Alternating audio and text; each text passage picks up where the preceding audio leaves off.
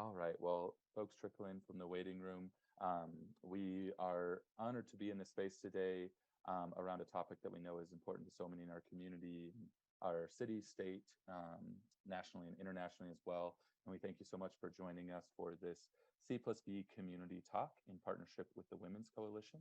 This is a discussion on the Dobbs v. Jackson Women's Health Organization U.S. Supreme Court decision. And I did want to let folks know that we have some phenomenal speakers who Provost Mary Clark, who will be moderating the talk, will introduce shortly. But a few logistical pieces. We will have some time for Q&A at the end. The Q&A function is available down on the bottom left, as well as the chat function. The chat function is closed for this talk, but the hosts and panelists can see it. And additionally, there is live transcript available if you need that. It is on the bottom right. And so if you need to select any transcript options, those are available for captioning. Before we get started, we always want to start with the land acknowledgement, and we just want to take a moment in the spirit of healing and peace to acknowledge and honor the indigenous peoples of the land upon which the University of Denver stands, the Arapaho, Cheyenne, and Ute tribes. Like the history of so many institutions in the American West, ours is complex and sometimes painful. In recognition of this fact and to underscore our commitment to inclusion and equity, we commit to listen to and affirm the stories of all in our community. Community Plus Values invites you to visit the DU's Native American and Indigenous Initiatives website to learn more, and I'll share that website in the chat. So with that, I will hand it over to Provost Mary Clark, who will get us started. Again, there will be a Q&A function at the end there, so if you want to ask any questions, please feel free to do that. And with that, I will hand it over to Mary. Thank you, Chase. We're so fortunate to have your leadership of C+V. And thank you all for joining us today. Our intention today is to have a conversation about the Dobbs decision that helps shed light on the reasoning of the majority concurring and dissenting opinions and the impact of the Dobbs decision on our community here at DU, and then the broader Denver, Colorado, and national communities. Again, wish to thank you all for joining us, and especially to thank the Women's Coalition for your partnership in collaboration in supporting today's community talk.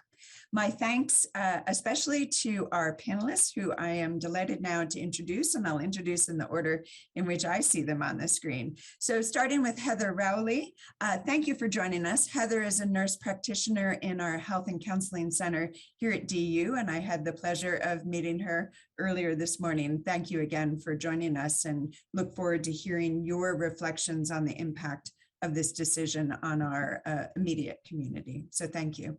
Thank you for inviting me.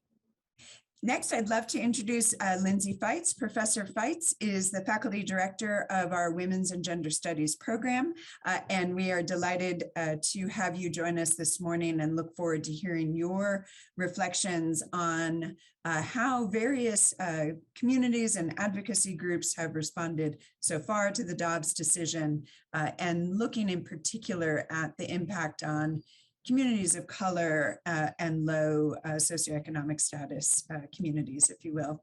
And then Nancy Leong, my colleague in the Sturm College of Law. Professor Leong leads the program on community rights and remedies and is a constitutional law expert.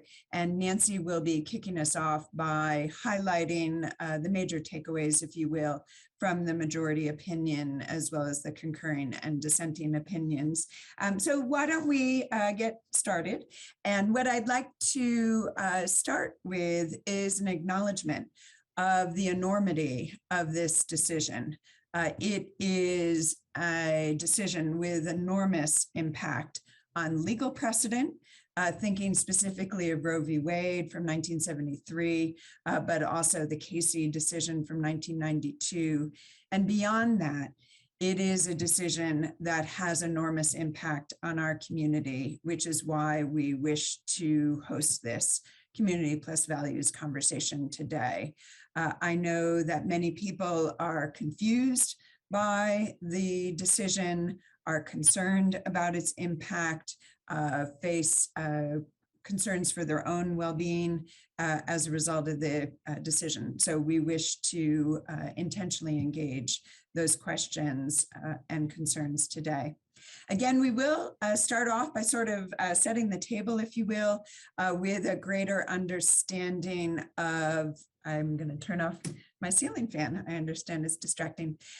We want to set the table today by talking about the opinion itself, beginning with the greater understanding of the majority opinion, as well as the concurring opinion. There are two concurring opinions here by Justices Thomas and Kavanaugh, and then the dissenting opinion by Justices Breyer, Kagan, and Sotomayor. So Nancy, over to you for the highlights, really to guide our understanding of how the court reached this conclusion. Thank you, and thanks to everyone for being here today. Thanks to my co-panelists and to everybody who helped to make this conversation possible. So as Mary mentioned, for the past 50 years since Roe versus Wade was decided in 1973, the Supreme Court and lower courts have held that the 14th Amendment protects a right to privacy that includes a right to access abortion in at least some circumstances, among other intimate decisions such as the right to access contraceptives, the right to marry, other rights along those lines. And what happened in the Dobbs case is that the Supreme Court considered a Mississippi law that made abortion illegal, or most abortions illegal, after about 15 weeks of pregnancy, which is 2 months earlier than Roe versus Wade, and later decisions allow, and significantly prior to viability, meaning the time that a fetus could live outside of the person who is carrying it, which most experts estimate at around 24 weeks. So the case divided the Supreme Court 5 votes to 4 votes and generated 5 opinions, a majority, 3 concurrences, and a dissent. So I'll just speak about each of them briefly to kind of set things up for our conversation today. The 5 justices who are in the majority of the court held in a 79-page opinion that and I'm quoting, "The Constitution does not confer a right to abortion. Roe and Casey must be overruled, and the authority to regulate abortion must be returned to the people and their elected representatives." So what this means is that abortion is now legal or not on a state-by-state basis, at least for the time being, and I'll say more about that in a minute. Justice Alito acknowledges that abortion, quote, "presents a profound moral issue on which Americans hold sharply conflicting views," but his opinion really emphasizes that the Constitution does not refer to abortion at all. And even though the Supreme Court has recognized that some rights are protected under the due process clause of the 14th Amendment, even if they're not specifically mentioned, abortion is not one of them. That level of protection is reserved for rights that are deeply rooted in our nation's history. And Alito's majority opinion makes much of the fact that there is not that history of protection for abortion. So until the second half of the 20th century, the opinion explains there was no support in United States law for the right to an abortion. In fact, most states regarded abortion as a crime until that point. It's worth emphasizing that the majority reached its decision in spite of a legal principle called stare decisis. And what that principle means is basically let the decision stand. And how that plays out in practice is that a judge considering a legal principle doesn't consider that principle as though they were approaching it for the first time. So a judge doesn't always decide the case in the way that the judge would decide the case if that issue had never been decided before. Instead, once a case is decided, it becomes a precedent. And once that precedent is in place, a judge needs to be convinced at a significantly higher level that that previous decision is wrong before overturning it or going against it in some way. And that's why the decision in Roe versus Wade is so unusual. In fact, I was talking with a colleague over at the law school that this is the only decision that either of us has been able to locate in which the Supreme Court overruled a previous decision in a way that restricted individual rights as opposed to expanding individual rights. And that's in the entire history of the country. Let me say just a couple words about each of the three concurrences. Justice Roberts, who did not join the majority opinion, that's why it was 5-4 instead of 6-3, thought that the Mississippi law should be upheld, but he would not have overruled Roe. This was the view that he expressed at oral argument. It obviously didn't gain any traction among his colleagues because nobody else joined the opinion, but he tried to carve a middle ground there. Justice Kavanaugh also wrote a separate concurrence in addition to joining Justice Alito's majority opinion, and he really emphasized the limits of Dobbs. He said that abortion is not outlawed, it's just left to the states, and that the decision poses no threat to decisions such as Griswold versus Connecticut, which protects access to contraceptives, to Obergefell, which is the 2015 decision protecting same-sex marriage. So he casts this as a relatively limited decision. Justice Kavanaugh's concurrence is an interesting contrast to Justice Thomas's concurrence, which is the third concurrence. And Justice Thomas explicitly says that he thinks that Dobbs means that decisions like Griswold and Obergefell and Lawrence versus Texas, which struck down a Texas law criminalizing homosexuality, that these precedents, in Justice Thomas's view, are very much in doubt now. And he reiterates his view that the 14th Amendment does not protect substantive rights. It's a procedural protection. The government has to put certain procedures in place before it can take away life or liberty or property. And Thomas really urges the court in future cases to reconsider this entire line of substantive due process cases, protecting things like the right to marry who you want, the right to intimate sexual activity with who you want, the right to access contraceptives. All of that is on the table, according to Justice Thomas's concurrence. And then finally, there's a dissent joined by Justice Breyer, Justice Kagan, and Justice Sotomayor. This dissent is unusual because they authored it together. Usually one justice is identified as the author of the dissent. Here, all three of them are identified as the author of all of it. And they, of course, thought that the majority opinion is incorrect and that Roe, as modified by Casey in 1992, should be upheld. They explained that returning this issue to the states, as the majority has indicated, is actually not neutral because we don't subject constitutional rights to popular vote, right? Like this is a constitutional right, and it shouldn't be subjected to the views of the people or the people's elective representatives. We don't vote on free speech. We don't vote on freedom of religion. In the dissent's view, this right to access abortion is on a level with those other rights. And the dissenters also warn, in some ways picking up on the theme of Justice Thomas's opinion, and here I quote, "No one should be confident that the majority is done with its work." It says that the right to an abortion is part of the same constitutional fabric as the rights to contraception and same-sex intimacy and marriage. And they conclude with the following quote, "Either the mass of the majority's opinion is hypocrisy or additional constitutional rights are under threat. It is one or the other." And so many justices on the court, and I think I'll stop here, but many justices, maybe as many as certainly 4, maybe more than that, view the Dobbs opinion not as the culmination of efforts to restrict the right to an abortion, but rather as the beginning, potentially, of reconsideration of a number of the Supreme Court's precedents. Very helpful. Thank you, Professor Leong. That was quite comprehensive and very clearly presented. So thank you.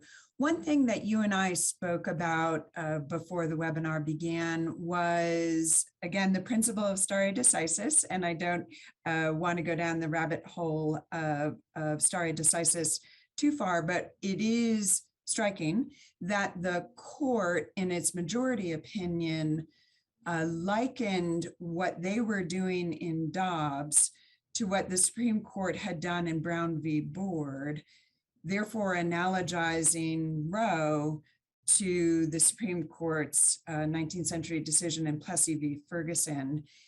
As you noted in your comments this morning on the webinar, Dobbs is a decision that overrides a major precedent and thereby limits previously settled rights, while Brown was a decision that overrode a precedent that had the effect of significantly expanding legal rights. I wonder if you might comment on that a bit more.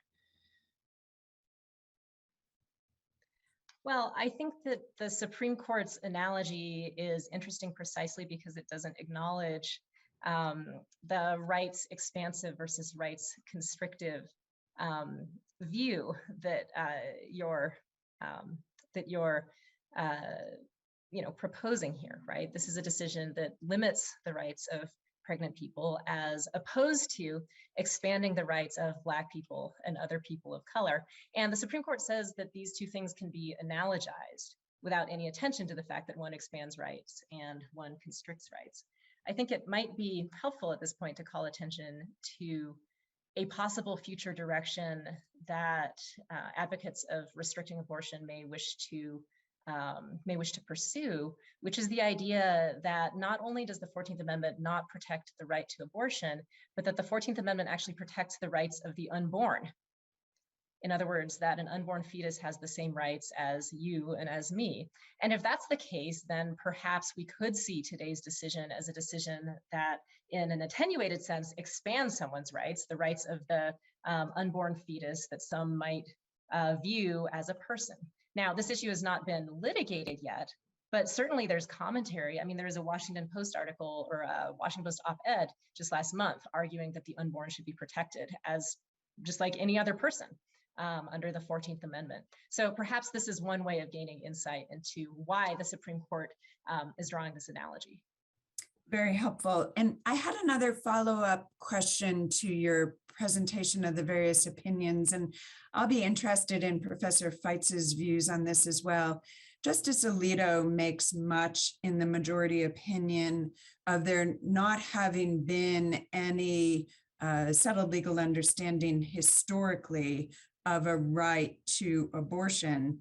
And yet, as a women's historian, I'm well aware of the history of quickening protection, which is to say that women historically in the United States had a right to restore their menses, which is to say to restore menstruation, terminate a pregnancy up until the moment of quickening, which was defined as the pregnant person feeling the movement of the fetus. I would love to hear your reflections on how the doctrine of quickening was or was not recognized in the various Supreme Court opinions here, the majority, the concurring, the dissenting. Professor Feitz, it looked like you had some thoughts here. I'd love to hear. Thank you. And hello, everybody. Thank you again, Provost Clark and Chase, for putting this together. I think, well, I'm not sure where to start in terms of the quickening aspect and just the lack of acknowledgement of women's rights in general.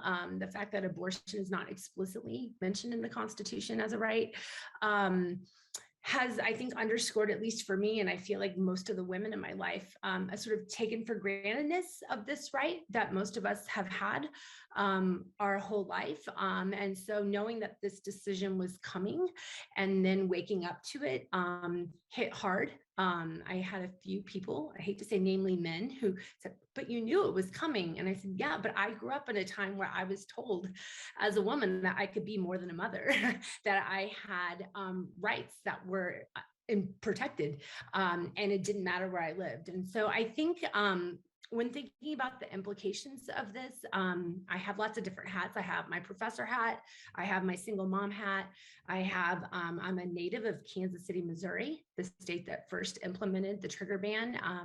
And so I think speaking to that part of it, it underscores the level of privilege and geography I'm experiencing right now. I'm in Colorado, where we do have a legal protection. And right now, my friends and family in Missouri are scrambling.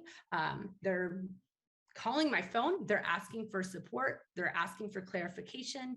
And the only thing I can say, and again, Nancy, thank you so much for the context, is when you look at it from sort of an outsider perspective without a legal framework, what people are being told and what women, and particularly in Missouri and other states, are being told is that your rights as a woman exist with your biology, and that if you become pregnant, that legislators have decided that bearing a child is what you're here for, more or less. And that level of that rollback of rights, I think, as Nancy mentioned, is, and in Missouri, I want to be clear, it's, I don't know the legal word, but there's no exceptions for pregnancy, for rape, for incest, for non-viable pregnancies. And so it's really underscored the degree of vulnerability, not to mention just, and again, I might be reaching here with my legal conversation of telling women, we don't trust you,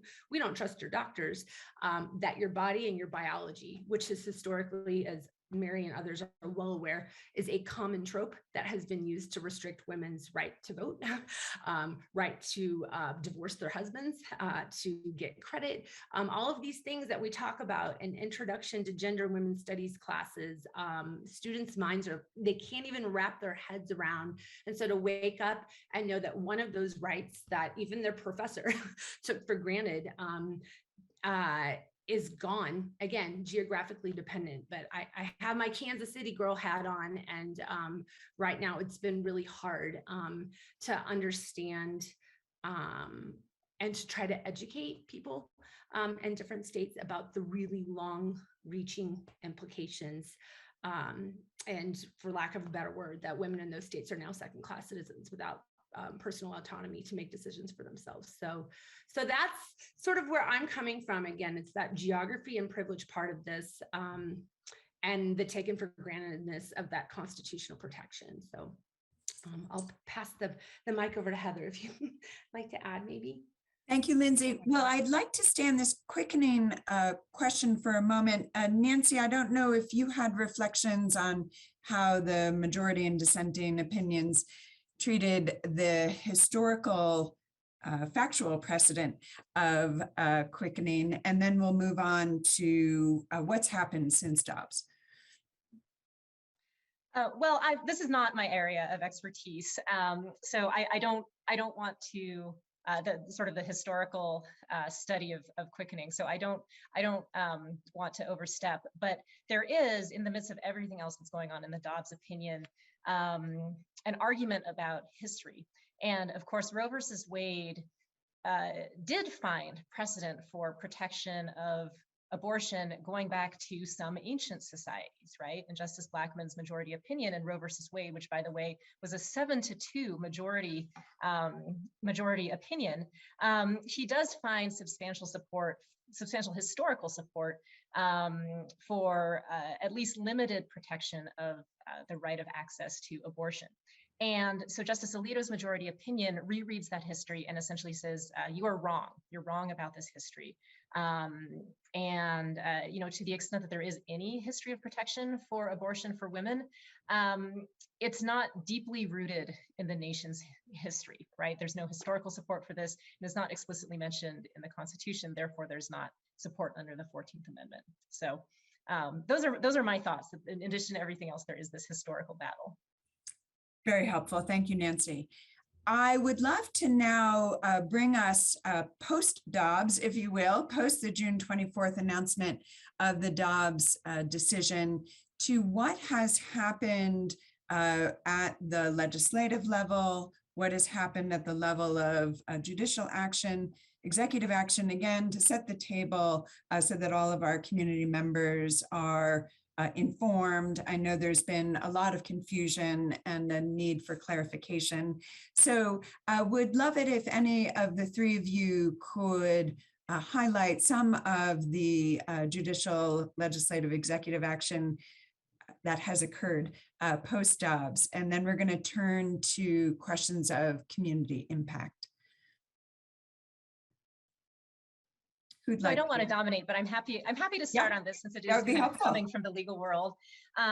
So, of course, Dobbs already has implications beyond just striking or not striking down, upholding this ban in Mississippi on abortions after 15 weeks. In fact, in Mississippi itself, Mississippi has already announced that since it got more than it was asking for, right? Like it just wanted this ban on abortion after 15 weeks to be upheld. But instead, there no longer is any constitutional right to abortion. So Mississippi has indicated that it will actually enforce a different state law that it passed in 2007 that prohibits virtually all abortions except to save the life of the mother or in cases involving rape.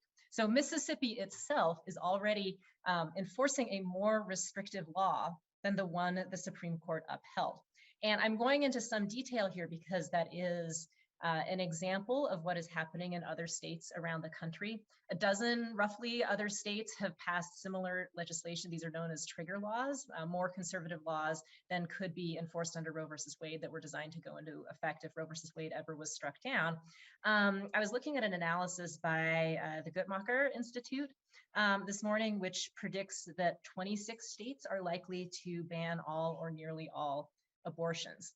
So those are some of the restrictions that we're seeing just in the not even 2 weeks, I think, since this decision came down. So maybe I'll turn to my co-panelists. Yeah.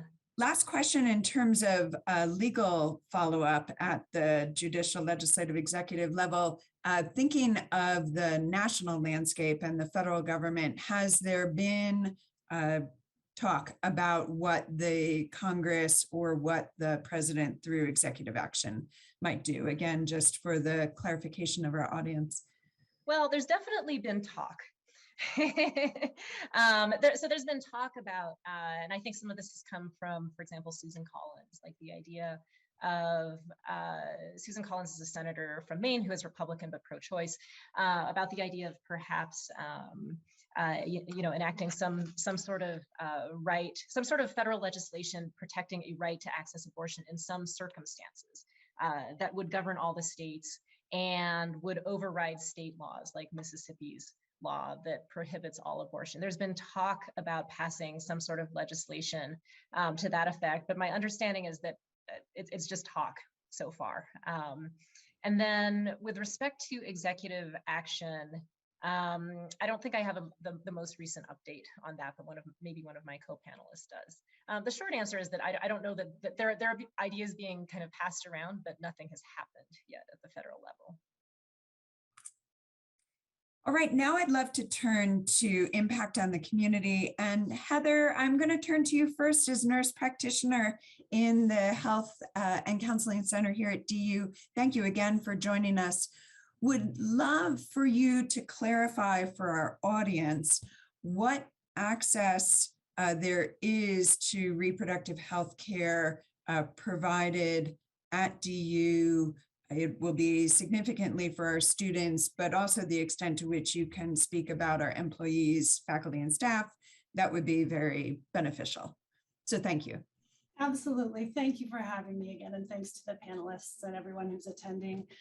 I think that it's, again, really important to reinforce that right now in Colorado, we still do have the right to abortion. And I think that here at the HCC, we've been providing patient-centered care, and we will continue to do so with regard to reproductive health care. All of the providers here, the counselors, all the resources here are very passionate about continuing to provide patient-centered care with regard to annual exams, birth control prescriptions, emergency contraception, and birth control methods that are long-acting reversible contraception as well, such as IUDs and Nexplanon, that we can actually offer patients on site who have the DU insurance. And also with regard to other folks that come in, interested in contraception, and especially the LARC methods, the longer acting methods. We have, if they don't have our insurance, we have excellent resources in the community that are patient-centered, that we're able to connect people with. And I think that we also just, we're really committed to acting as advocates here. And I think as all of the panelists mentioned, this is really affecting people on a number of different levels. You know, I'm immediately kind of responding with regard to, you know, physical reproductive health. But as everyone has mentioned, this has created a lot of anxiety, panic, confusion for all of us. And I think that we've already seen that in students and their concerns, not just with reproductive health, but with, you know, other concerns about what this means for other human rights in the future. So like folks from the LGBTQ plus community who are not only affected by this ruling, but then have larger concerns also about marriage equality. I think that it's, again, you know, for students, we are a really wonderful resource here for behavioral health care, for survivor advocacy, collegiate recovery support. We have amazing support here to access. And Heather, with regard to employees, you referenced Governor Polis, I believe it was in February, passed a law that preserves the access to abortion here in Colorado. And so can you speak for a moment to the reproductive health care access interests of our employees? Absolutely. So I think it was kind of right by the skin of our teeth, really. I think it was in April that law was passed, probably in anticipation of a ruling like this to try and protect folks in Colorado. And so I think that employees should be at this point confident and feeling confident that they can be able to access reproductive health care and abortion care in Colorado. I think that when 2024 comes around, I think things will be kind of up in the air, as everyone knows. But right now, you know, our rights are protected here in Colorado. I think that what that does mean, though, and I'm kind of scooting ahead to kind of larger impacts on Colorado and Denver, is that because we are in the state that we're in, surrounded by other states that have enacted bans and will continue to do so, and likely more restrictive bans, as Nancy alluded to, we will continue to have an influx of folks needing care from out of state, which we've already been seeing after the heartbeat ban in Texas last year. So I think that already we're welcoming folks from Texas who are able to travel for this care. But this impact is going to be significantly higher over time, and we're going to feel it the most in the beginning as we're kind of trying to stretch to meet those needs. So I think that we can expect that waiting, you know, access and waiting time for appointments is likely going to lag. The last information that I saw about timing was that it's around a 3-week wait for an appointment. And as we all know, it's a time-sensitive issue. So I think that what we need to do is kind of be expanding our resources and our abilities to take care of folks within the state and without of the state. So I think that people should expect that is going to be part of the impact. And in many ways, I think it's comforting in some ways to feel that we're living in this state, and yet we're going to feel this impact, you know, on so many levels. This affects all of us. Yeah. Very helpful. Thank you, Heather. And in a related fashion, Lindsay, I would love to hear from your vantage point as faculty in the Women's and Gender Studies program, how your colleagues and the broader public are understanding the impact on communities of color in particular, and then also communities of low socioeconomic status. Heather's comments refer, for example, to Colorado being surrounded by states in which access to reproductive health care will be and has been significantly limited.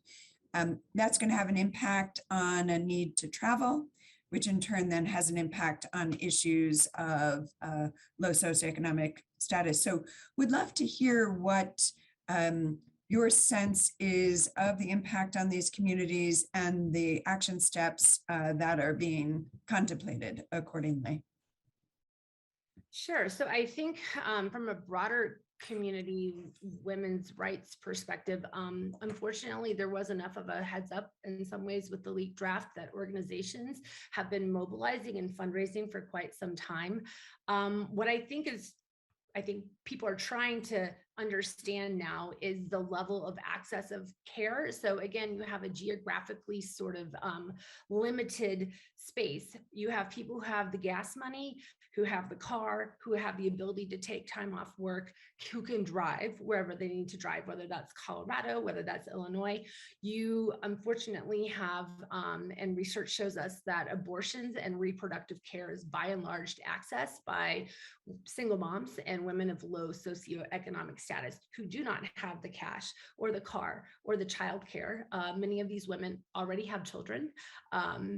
And so again, without getting into like forcing women into motherhood, which is ultimately what these laws are designed to do, you have organizations that are doing significant fundraising and networking.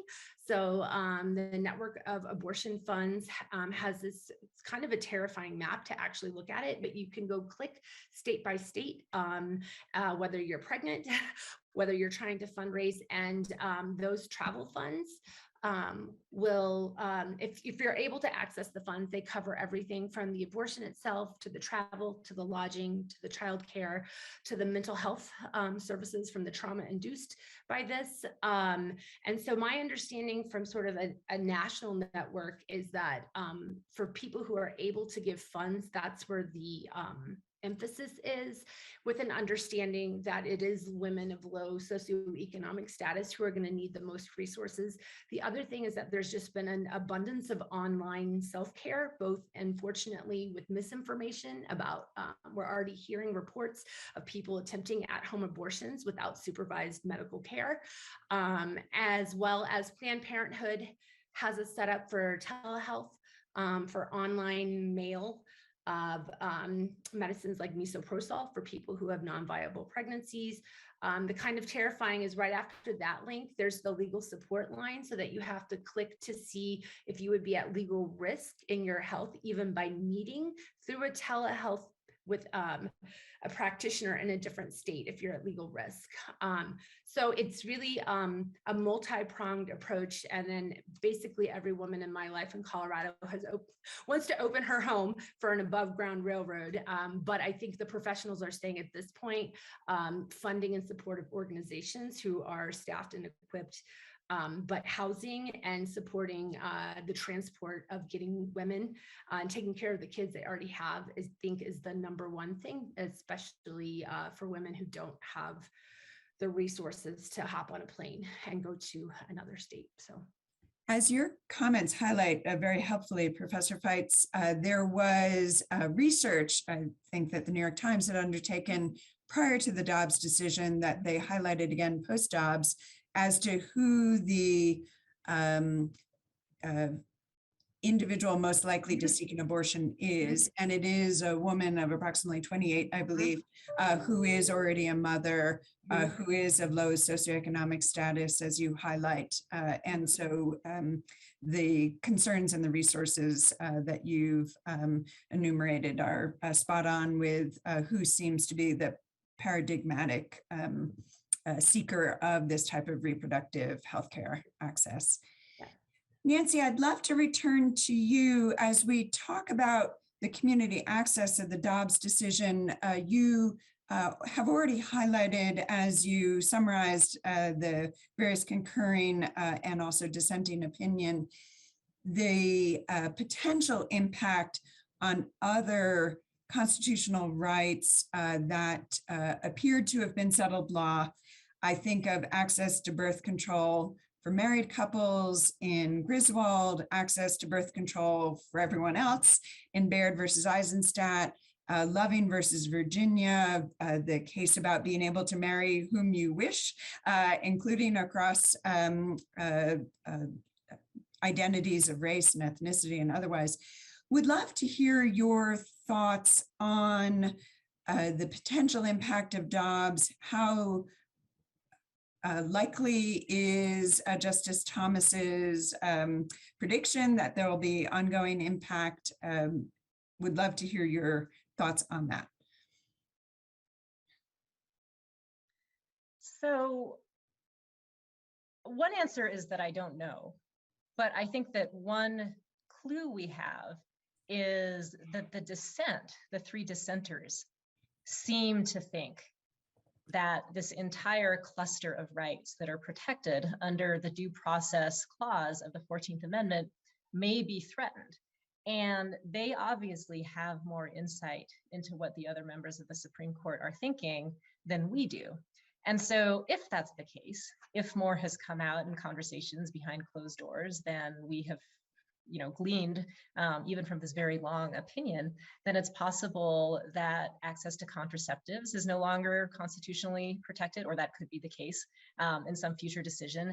Lawrence versus Texas, which in 2001 struck down a Texas law criminalizing homosexual conduct, perhaps, and struck it down on the basis of locating the right to intimate association in the Due Process Clause of the 14th Amendment. Well, if the Due Process Clause no longer protects abortion, perhaps it no longer protects intimate association anymore either. And then, of course, in Obergefell in 2015, Justice Kennedy's majority opinion struck down state bans on same-sex marriage. So the point is just that by the same logic by which the right to an abortion was overturned in the Dobbs decision, perhaps these other rights are under siege as well. But it's an open question, as you say. And it is an open question, but I think that certainly the potential is there. If advocates who wanted to challenge the location of these other rights in the 14th Amendment wanted to bring that challenge, the precedent is there for them to do that. Very helpful. Let's see, I'd like to make sure that we're sufficiently addressing the concerns of communities of color and also communities of LGBTQ individuals. Professor Leong's reference to the same-sex marriage decision, to the Lawrence v. Texas homosexual conduct decision are very important and also of significant concern to members of our community here in DU, but also Denver and Colorado more broadly. So I don't know if there are further contributions that either Heather or Lindsay would like to make. I'd welcome that. So I'll turn to you, Heather. Thank you. Great. Yeah, I'm glad that you're coming back to this for a couple of reasons. I think one thing that I definitely wanted to voice is the importance of inclusion in our language, to not just be speaking about women and how this affects women, but also including trans and non-binary folks who have the capacity to get pregnant and are often left out of the conversation. And I think that kind of invisibility really exemplifies the marginalization that they experience. And I think also the other point that I wanted to make is just from a medical perspective, even what was happening before Dobbs, the maternal healthcare in this country is shameful. It's absolutely abysmal. And since, I think since 1987, the maternal mortality rate has doubled. And this affects Black women and Indigenous women and Indigenous folks and Black folks who have the capacity for pregnancy the most. And those disparities are only going to worsen with this ruling. And just want to recognize that there have been a lot of amazing people working on this, and trying to expand care and reduce disparities for a long time. But this, to me, also highlights the need to recognize that this was an issue before Dobbs, and that we all need to get on board to kind of work on those health disparities and recognize the core cause of them. Very helpful. Thank you. Professor Feitz, I would love to hear any further reflections on your part related to communities of color and also our colleagues who identify in the lesbian, gay, bisexual, trans, queer community. So thank you. Yeah, absolutely. And Heather, thank you so much. I probably was using not very inclusive language earlier, so apologies for that. I think one thing, a couple different issues. Luckily, there are amazing groups here in Colorado that are focusing on amplifying and centering the voices of people of color. And Color is one in Colorado that I think is actually responsible for helping with the legislative push that got our law. And they focus specifically on Latina rights. So if people are, as we're having this conversation, we do have really important organizations doing the work.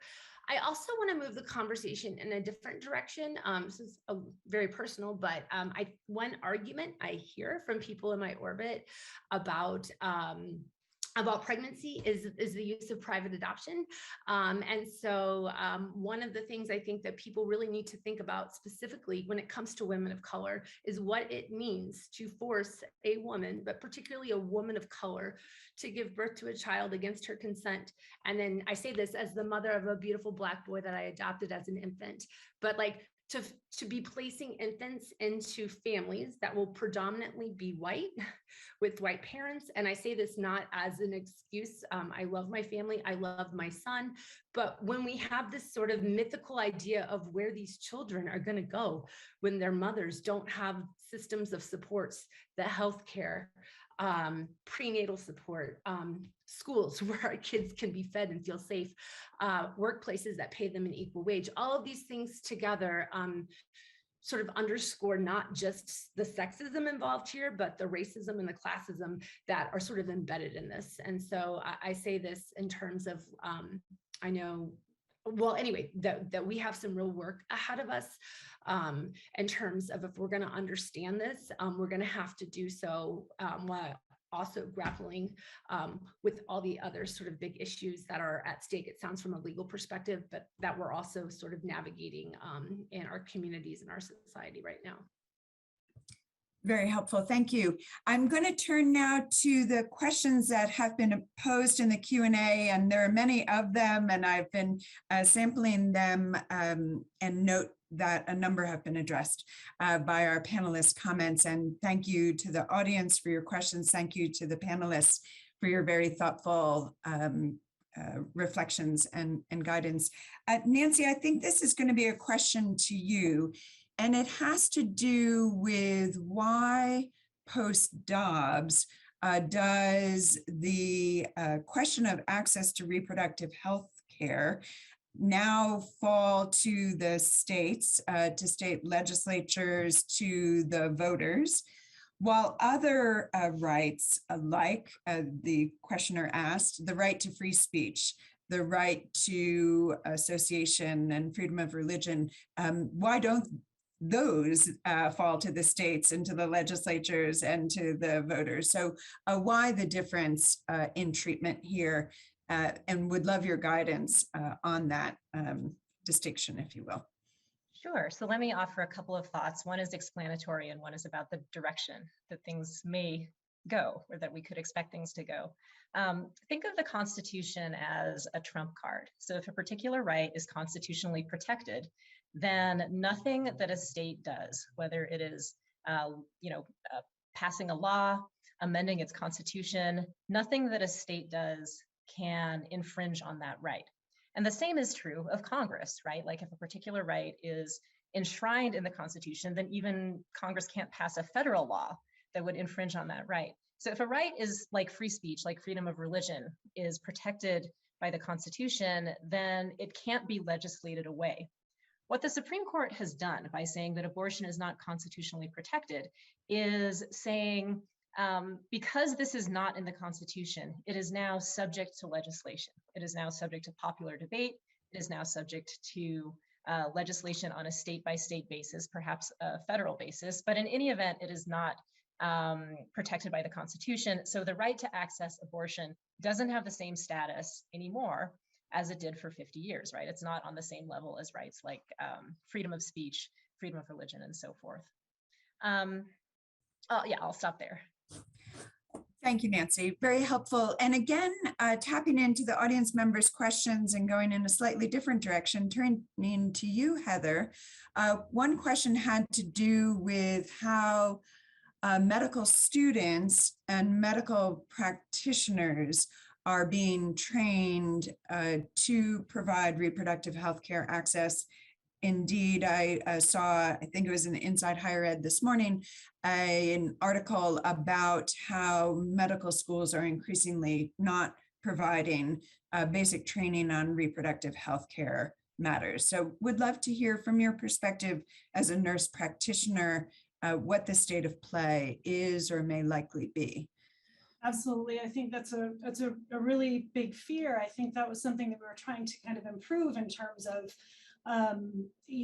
better training and more kind of providers who felt better able to provide abortion care. And now I think in medical, in states that have enacted these bans, I think that there's a real danger of folks in the medical schools, they're not receiving any training at all. And I can't remember the statistic that I read about it, but so I won't quote it, but it was a very large number, as can be imagined, of medical schools that would no longer be providing that training. And I think that's a real concern just for future abilities of, kind of longer term effects in terms of the consequences of what's going to be happening right now. I think you also bring up another good point, just in kind of recognizing me as a nurse practitioner. I think that there's a lot that advanced practice providers can do, like nurse practitioners and PAs, and that this is a good opportunity to kind of figure out how we can be more active and more helpful in expanding access. And I think there's room for that to grow as well. In a related fashion, again, a question from the audience has to do with those states that still enable access to abortion in situations of endangerment to the pregnant person. What types of evidence of endangerment are required? What have you seen, again, in neighboring states or more broadly? I'd welcome your reflections, Heather. Yeah, I think that's one of the largest points of confusion and fear and anxiety for providers, is that the language is very vague. At best it's vague, and at worst it's completely ignorant of reproductive, the reproductive health. So I think that providers are having a lot of confusion about where this line is, when most situations that put a pregnant person at risk can be gray areas, can be really nuanced and complicated.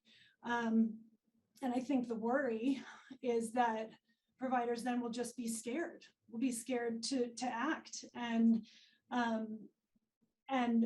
for fear of being penalized, because there isn't usually a line where, oh yes, this person is at risk. I mean, they've been at risk, they've been at a spectrum of risk for a while, likely. There's no concrete answer. And I think that leads to fear of providers taking action. And that's a real concern. I also think there's a level of discretion, and how will that discretion be exercised, I think, is the question you're framing.